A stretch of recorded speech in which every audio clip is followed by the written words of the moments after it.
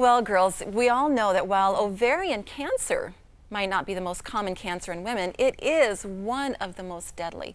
That's why a recent report about some significant breakthroughs made by British Columbia researchers made international headlines lately. Melinda. You know, this is such an exciting breakthrough, and kudos to the doctors in British Columbia who are the ones that discovered this.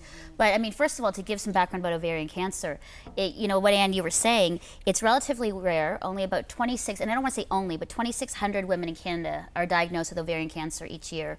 But it has one of the highest fatality rates. And the reason why that is it's so hard to detect the cancer, and then it's too late. And so this is exciting because they're saying that, you know, at first they thought the cancer started in the ovaries, and now they're saying it actually is starting in the fallopian tube. And this is a way that they can remove the fallopian tube and prevent the cancer from spreading. Yeah. So if you're having a hysterectomy or a tubal ligation or whatever, they used to leave it there. Leave them in. And that's where the cancer starts. So I mean, I know it's good, but it's so hard that sometimes it seems like the answer to cancer is like getting things removed.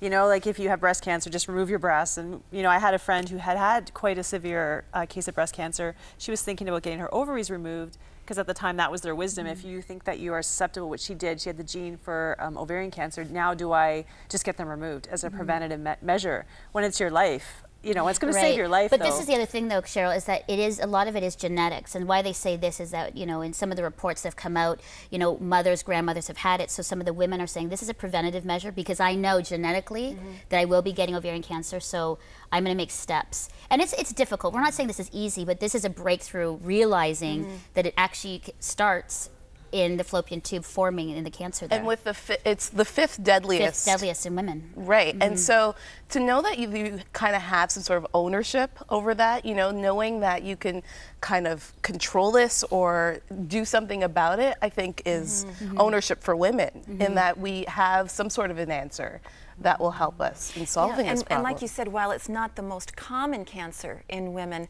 when it does strike your family, it usually, unfortunately, can be fatal.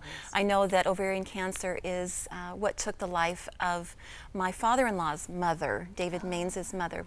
When Dad was 12, his mother died of ovarian cancer. And so it's something that once it strikes, it's something that really gets your attention. It's very serious. And so this is an amazing breakthrough to say this could be preventative. Right. And this is exciting. I mean, I know, you know, it has landed in British Columbia, but their hope is that this will, you know, spur other provinces to encourage, you know, this, you know, I guess this operation, and also to just, you know, encourage women that if there really is that, you know, genetically or there is an issue, that there are steps now that they can to eliminate possibly getting ovarian cancer in its fullness. And there's been a lot of good news lately about cancer. It seems like, you know, every month there's another breakthrough or another step ahead. So we have to keep cheering that on and funding it, because, you know, it's a thief.